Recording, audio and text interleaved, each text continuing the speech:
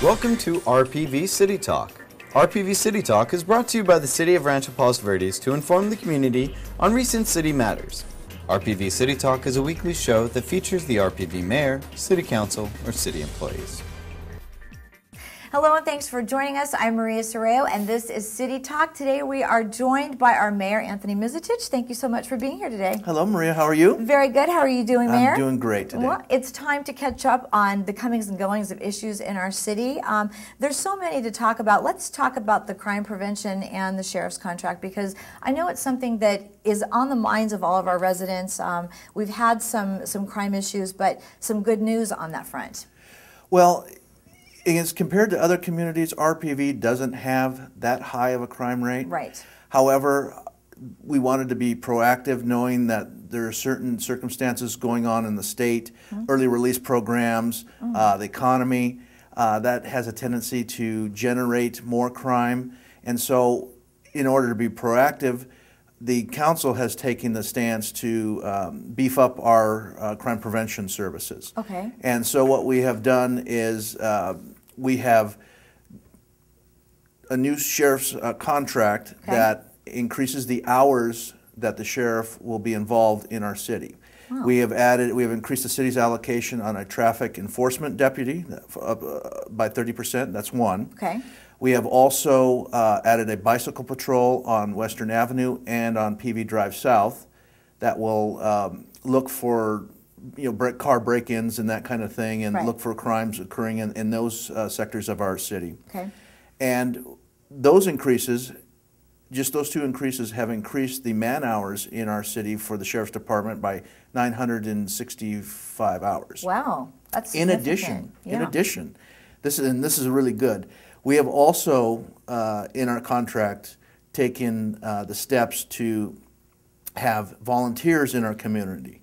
So we're going to have sheriff's volunteers in our community looking for things that may be out of place, or just looking for suspicious activities. So kind of like a neighborhood watch program? Well, yes, but they'll be driving around in white sheriff's cars. They will have radios, but they're volunteers.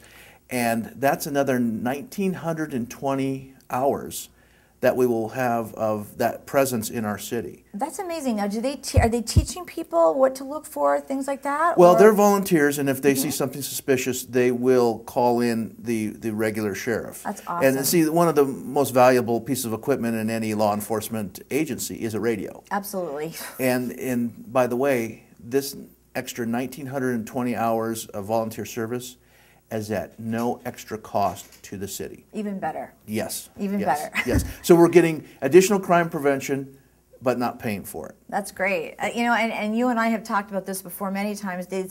You can never stress enough that people need to be mindful of their surroundings, making sure that things are not left on seats of cars, leaving doors unlocked. It's amazing how many people will leave their door unlocked at their house just because you forget you're running in and out.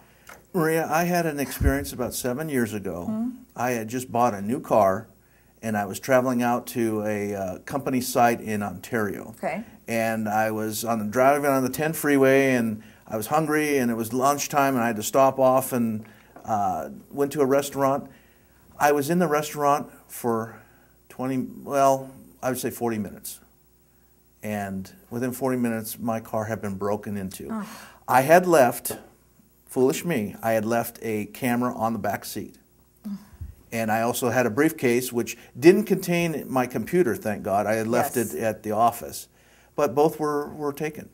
And so I learned a very valuable lesson in that time, that I don't leave, nowadays I don't leave anything on the seats or in plain sight. And that's a lesson that our residents should also take to heart when they park their car in their driveway. Please lock it up. Yes. If they have purses or computers or anything like that, take it out of the car. Right. And bring it in the house or hide them. Don't leave them in plain sight. Yeah, and another thing to remember is the people that are actually stealing the items, they're professionals most of the time. They know what they're doing. They're not first timers, so they know what to look for. They know how to get into your car quickly, and so forth. So, really good information. Just to remember to keep everything out of the car for sure. Yes, and The other thing I wanted to mention too is that our community has a very good neighborhood watch program. Right.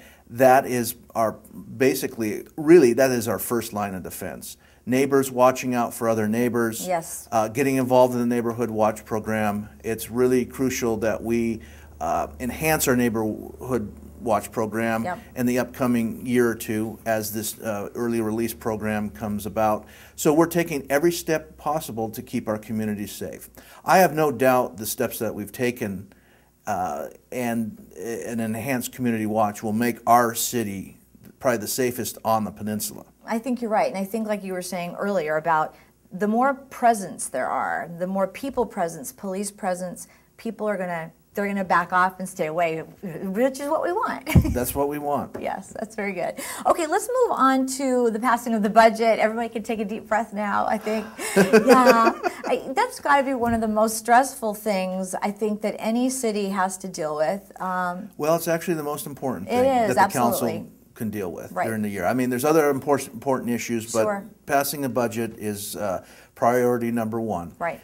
And we had, I believe it was 5 budget workshops this year. Oof. And so we, as a council, drilled down into many of the line items more than we did in past years. Why was that?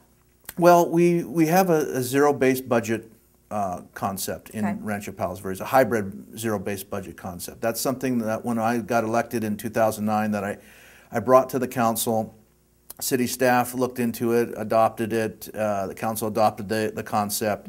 And so we drilled down on many of the line items, budget items in our budget. And we take a good look at, what is that expenditure for, how's it justified, and is there a continued justification for it? Okay. And so we went through this arduous process this year in several budget sessions looking at different items in our budget. And on June 19th, our city council passed a $24 million budget for the city. Wow. And between the revenues of $24 million and the expenditures and transfers, we're projecting a $48,000 surplus. That's a good thing. Next year. That's great. So, yeah, staff calls that a balanced budget. Yeah. I call it a budget with a surplus. I'm a little bit more optimistic. But that's great. Anyway, that's what we're projecting for next year. In addition to that, our estimated fund reserve on June 30th of 2013, so the next fiscal year, is going to be approximately $10,700,000. Wow. And our reserve target for that same category is $9.5 million. So we're going to have in excess of our general fund reserves. Great. In addition to that, our estimated capital projects reserve on June 30th, 2013 is $11,300,000. And our actual reserve policy threshold is $3.2 million. So we, financially as a city, our residents can feel comfortable that RPV is in good financial position. And it's so important when you're breaking down the funds for different projects and things that you need the money for. That's exactly right. I mean, we want to make sure, first of all, you got to have the money. Right. And I think that's what we want to make sure, that we have money for projects and that kind of thing, and that the projects are, wise expenditure of our monies, and they get a good return to the residents. Yeah. What is the biggest challenge when you're crunching numbers and going through things? I think it's just the detail, understanding, the amount of money that is required for a project versus actual expenditures, and just understanding what is behind the number. Right. And that's where staff comes into play, and that's really important that they're involved with us on this, obviously, because they can go ahead and explain through their past history, what that revenue sources coming from, what it is used for, the expenditures, and future projections. And so they do a lot of that work for us, but we get to ask the questions. Yeah. And so that's the good thing. We get to ask a lot of important questions that will, you know, so we can understand what they're for. Right. Yeah. Well, you guys have done a great job with that so far. Yeah. Now, well, we're going to keep trying to even do better. That's good. That's very good. Very important. Now, our mayor is a very busy guy. You are always everywhere in the city. You have to go to events. You've got to go to fundraisers, meetings. How do you fit it all in? Well, that's where the other council members come into play too. Okay. I can't be everywhere at all the time. But you're pretty good at it. I have to admit. Well, I try. Very but well. you know, it does. You know, there are events that I cannot make, and that right.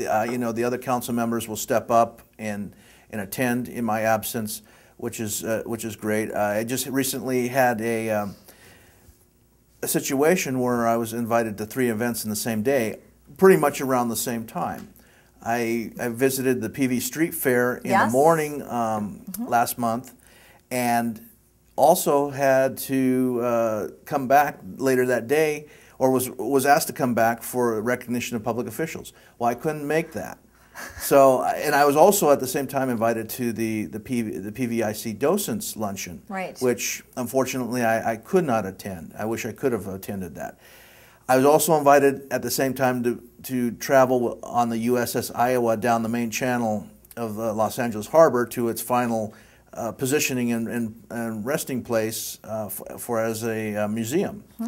And so I was on the Iowa on that day, and so I didn't get to go to all the events that I wanted to. And so, but the docents were attended by 3 other council members, so we had good representation there. Hmm. The public officials recognition at the PV Fair was attended by other public officials from our city, so other council members. So that was good. And then I was on the Iowa. Now, do you get a little bit of a break in the summer, or not really? No, it's pretty much a busy schedule. Very good. Well, we hope you will come back next month and chat with us again, Mayor, and update us on everything going on in the city. Be happy to do that. Sounds great. Thank you, Maria. Thank you for being with us. Thank you for watching, and we'll see you next time on City Talk.